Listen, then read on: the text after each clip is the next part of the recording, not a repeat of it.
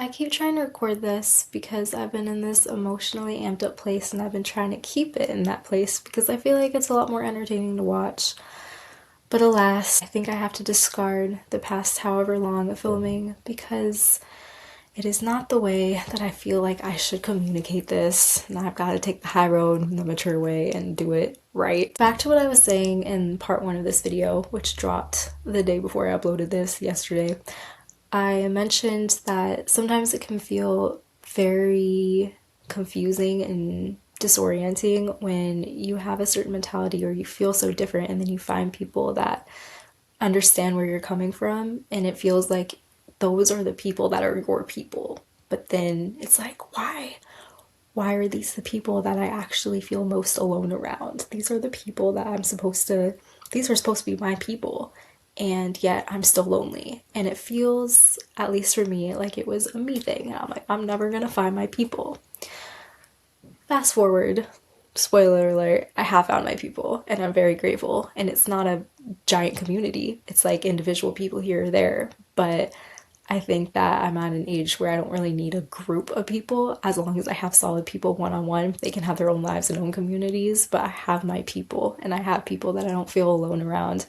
And for that, I'm extremely grateful. The only time I really feel lonely is when I'm with other people because I love being alone to the point where I'm not scared to be alone. I'm scared to not be alone. Anyways, I still want to talk about this because when it comes to spiritual groups, when it comes to the spiritual community, it has been a journey trying to understand where I fit in, if I fit in, and why I'm even talking about this and labeling spirituality as a whole identity, because that feels a little cult-like, and it has become a little cult-like, and it's become a little weird. And I find that most people have the same personas, and it's the same energy.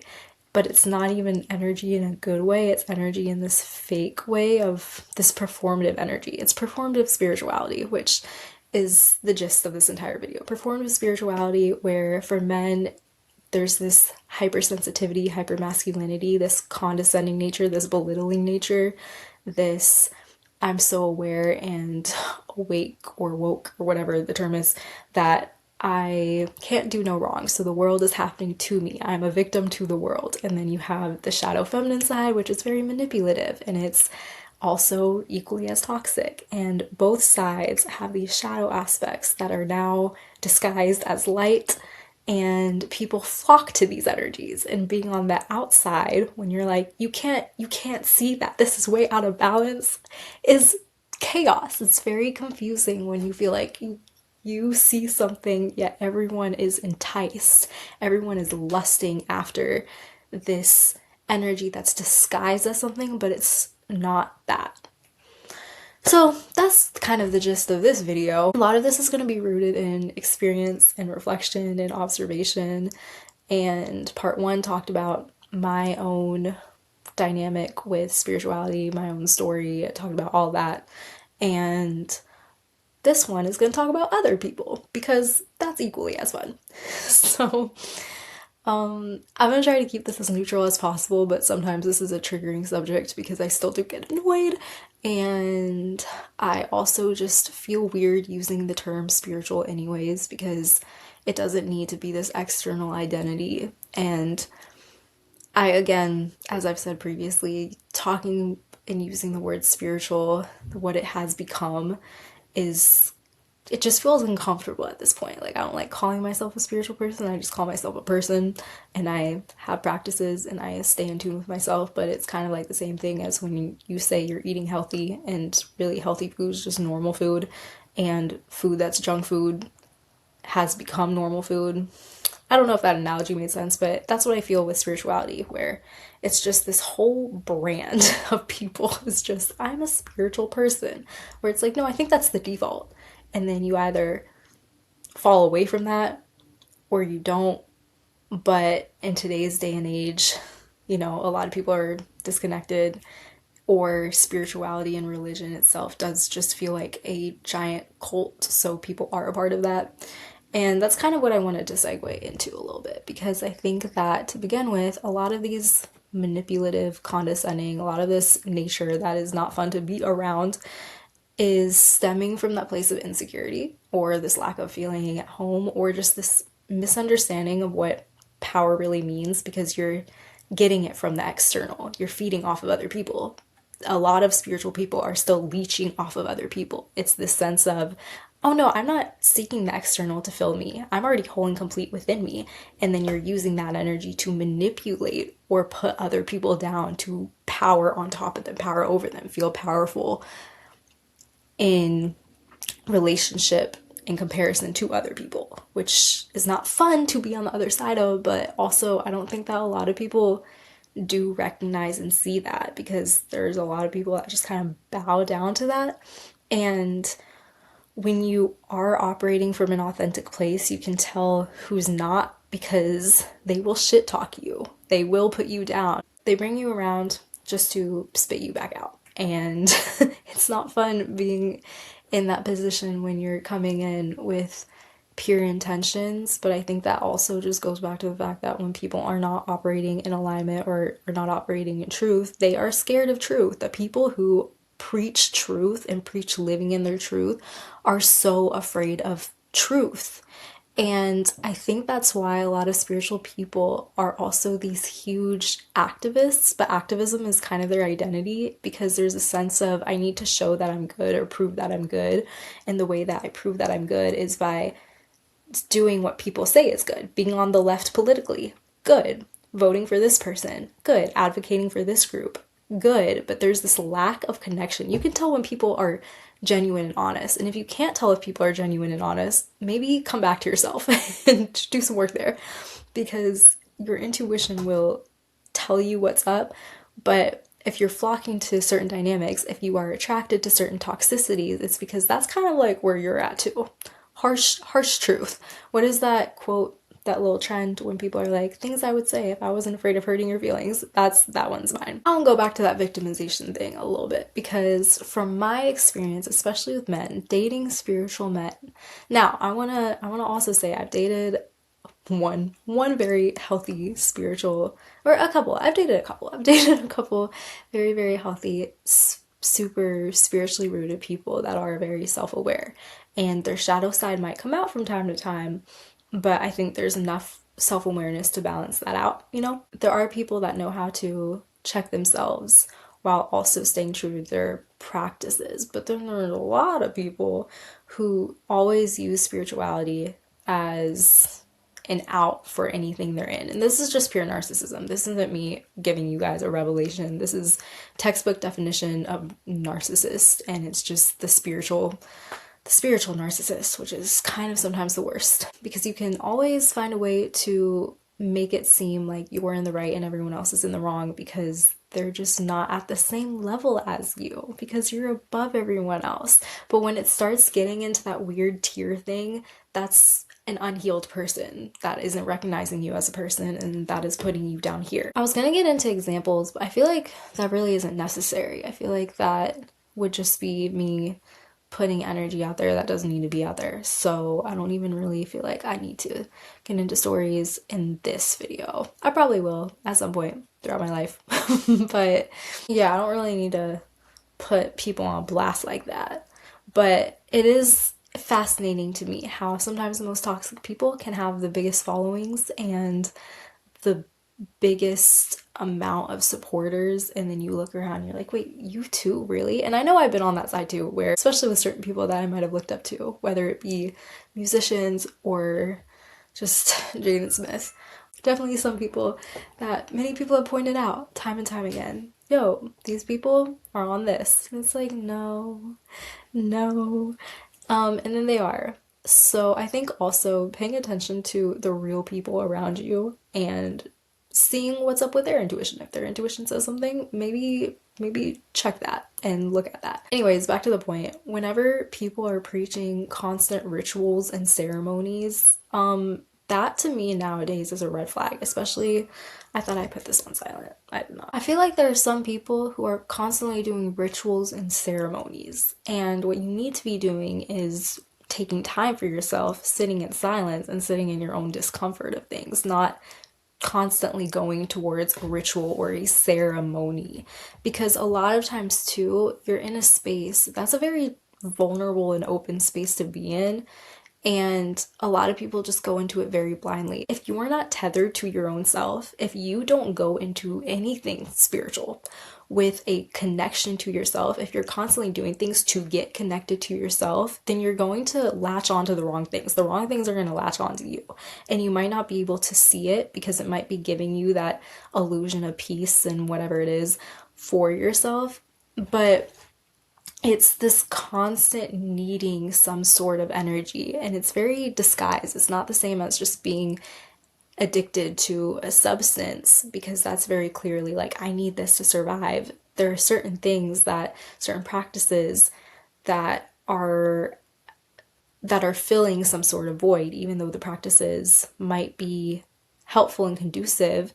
That's what I found with the spiritual community sometimes, is they're always around each other. They always need each other in this community. It's a very leechy energy. It's a very codependent energy. It gives theater kid energy, where everyone's with everyone. People are having orgies. It's strange. It's weird. It's disturbing. It's disgusting.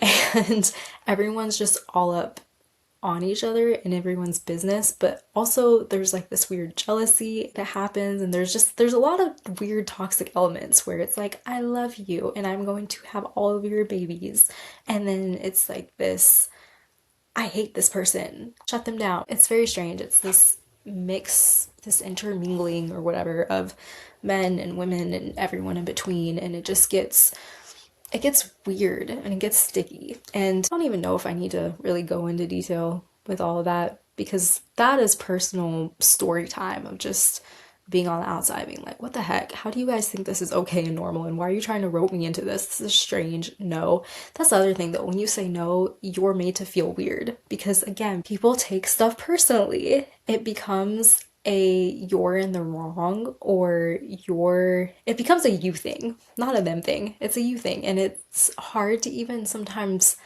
just say no, because it doesn't have to be a thing at all. It's just someone saying no and expressing a boundary. It's just weird and leechy. And if you constantly need to be around people, or if you can only be around a certain type of person, that just puts a signal up in my brain.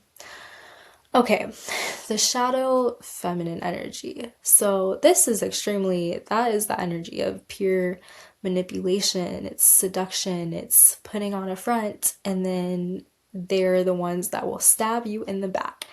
And this doesn't have to just be women in general. It can just be that feminine. I think the key thing here is there's a lot of shadow feminine type energies going on. With men, a lot of the spiritual men I met have this feminine energy that they're very in tune with, which is great. It's like your feelings, that's awesome, but then their feelings are just their feelings and not the feelings of other people that they're considering, and it's this constant cycle of sensitivity and insecurity that's being brought up and triggered, and it's not really my cup of tea. And it's the same thing with all of the people that I've experienced. It's the same type of energy and the same type of victimization. I don't know if that's just how men are conditioned. So when they're put into their feelings, or they feel their feelings, it becomes this victimized personal attack on life. But that's also kind of the same. Honestly, that's the same across the board. Going back real quickly to the activism thing. I have this thing where, and I used to be a part of this because I always wanted to do the right thing, and activism, that's the thing. And it shouldn't be a thing. It should just be a way of life. Like, you should just advocate for the things that matter, but it shouldn't be your identity and your persona.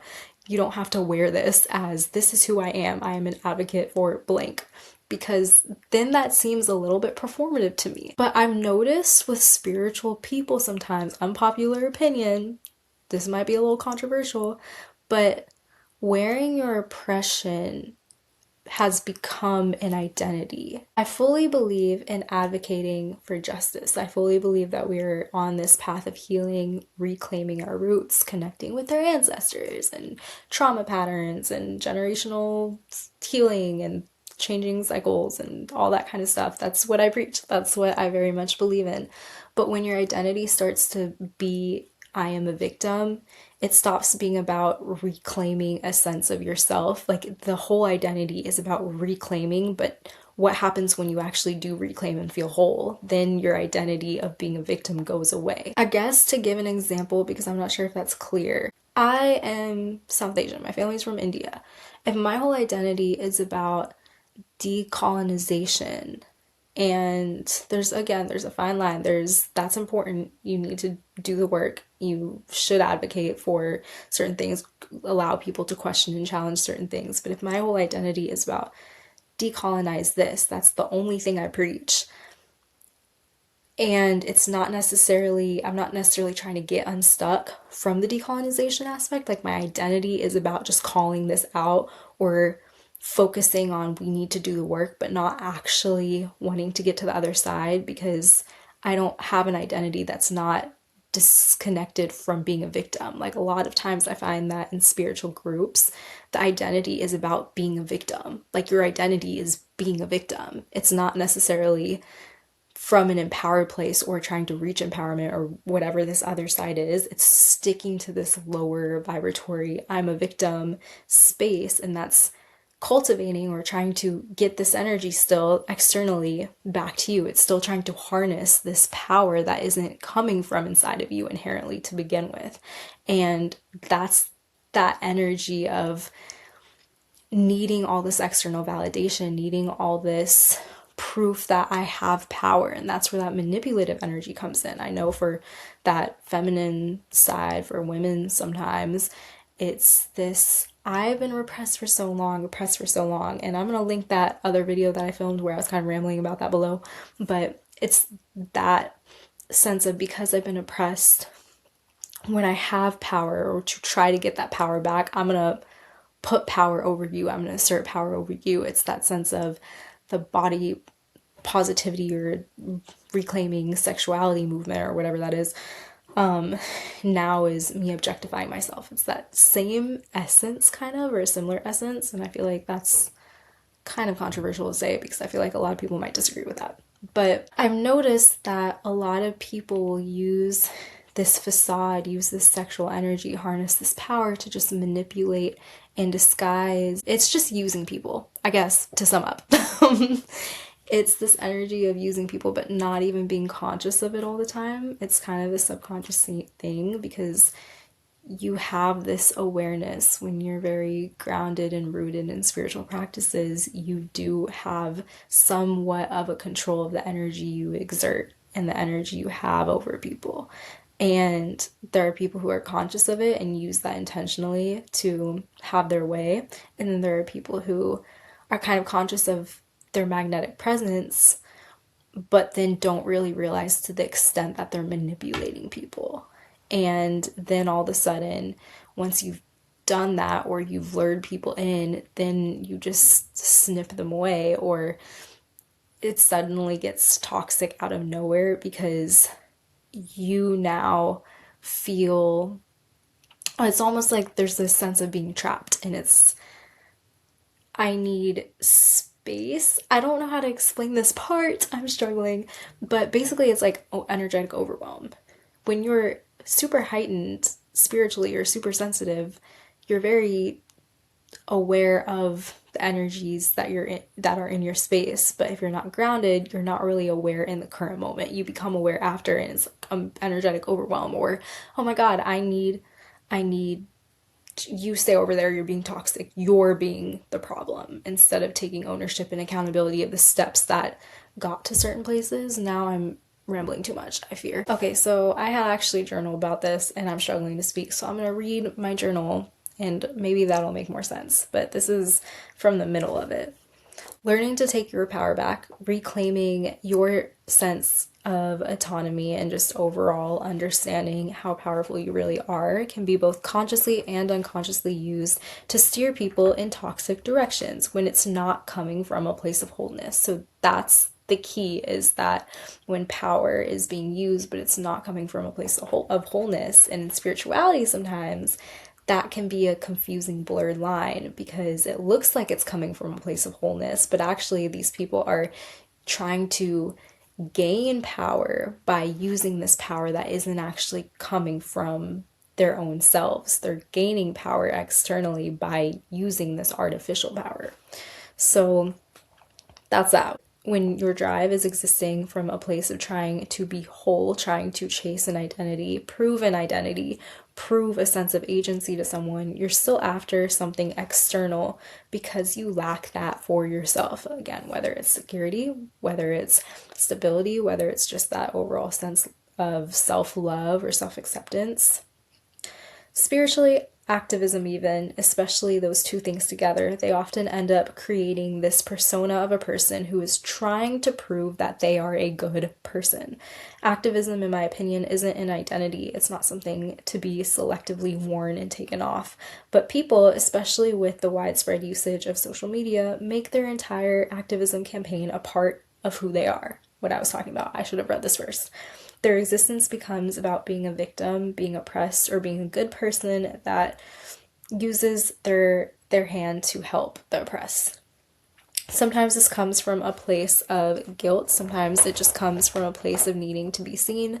But regardless, I've often seen activism in the spiritual communities as a mask that's put on. People are some of the most toxic. Okay, this isn't me just operating from being fed up, but people are some of the most toxic, unhealed humans the moment that the camera is not on them, or they're just overall trying to be someone they don't really understand what their connection is to it. It's basically just a trend to advocate for something, but for people who claim to be individuals, people who claim to be original, they are kind of all the same externally and internally because they're not acting from that place of wholeness to then come out into the community and be part of a community. They're using each other, and again, that's that leechy energy, to then try to find validation within, because spirituality, like, you don't just fall into spirituality unless you have that urge or some sort of resonance with it, right? So if you're already open, if you're already in tune, you have one of two things that can happen. You go super inward because it's the spiritual route, and the spiritual path is a very inward, lonely, uncomfortable one, or you kind of half-ass it to where it looks like you're doing the work for yourself and you think you're doing the work, and you're half in, half out, half dependent on something external, half content with where you're at internally because it looks like you're doing the work because you're doing some reflection. It's better than none, but then that can be used as leverage over people, over your own self even, because there's still a lack of knowing how to find that sense of comfort in the uncomfortable. And yeah, so I think that those personas of toxic human beings in spiritual environments can just manifest into chaos. It can be chaos being in those dynamics. And I guess my message to people would just be to encourage people to know that anytime you're putting in real work and doing real work, it is the path that you kind of do take alone, but there are people that are always going to show up and people that are going to match where you're at. So if you're noticing that you find that a lot of people you're around are toxic, if that's standing out to you, you're not matching that anymore. You can leave. You can call people out. You can be the one that helps other people out. But again, that's not really your job. And if you're not really noticing those things, then you're where you're at, you know? You're in vibrational alignment with where you're at. And one thing I would just remind everyone about spirituality, it doesn't have to be a whole identity where spirituality is a very personal thing. It doesn't have to be something you constantly talk about. It can be, I guess, if you want it to be. Who am I to say that it shouldn't be? But I do think it's a little strange that I feel like there's almost this expectation to wear your spirituality on your sleeve, to have these things that show that you're part of this group, and I think that's normal for an in-group, but I do think that it is just how it's just changed and shifted, and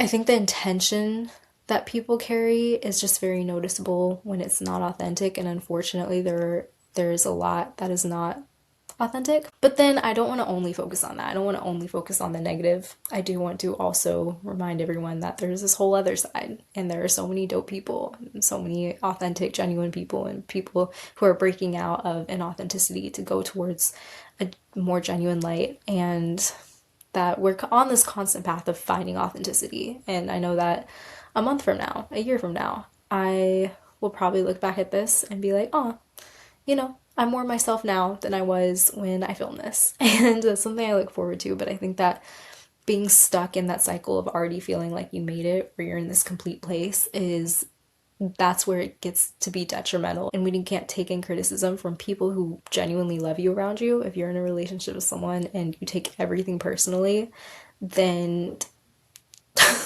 maybe check that. I've had to check that with myself. Or if you're the complete opposite, where you constantly feel like you're at fault, that's also something. I've also been on that side, and that's not any more healthy.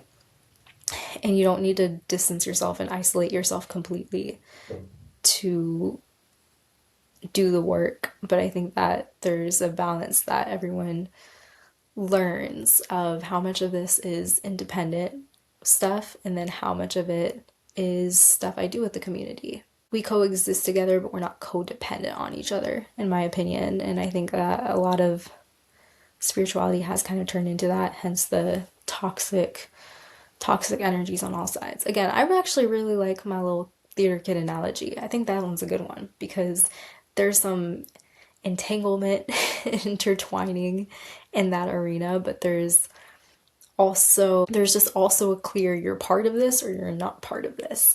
And oh, that's the other thing I wanted to talk about, is one thing that triggers me, if you guys want to know.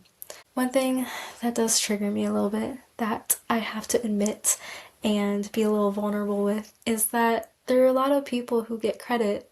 Think white spiritual women who are more under the capitalistic side of things, and how there's a lot of credit you get for your job description or your resume stating that you are a space holder, a holder of love, and a holder of a whole lot of nothing sometimes. This is no shade to everybody, but this is an annoyance with some people. And so that facade, I apologize for only picking on white people, but that goes for other communities of color too. We all do it, okay? And then I think sometimes there's more of a pass given for people of color to appropriate, to take from other cultures, to embody something but not fully know what they're embodying. I think that there's more of a pass given, and that's also a controversial take and an opinion that I know I vocalized around people I care about, and they're like, nope, you can't say that. I'm like, okay, cool, but I'm gonna say it. And I think that sometimes we give too much grace where grace should be given to people who do put in the work and people who do know what's up, because there are a lot of people who just get praised for looking like they're the good person. A lot of times around women who have not put in the work, and it's very clear, and their toxic patterns are showing, and it's like, okay, you've hurt a lot of men especially.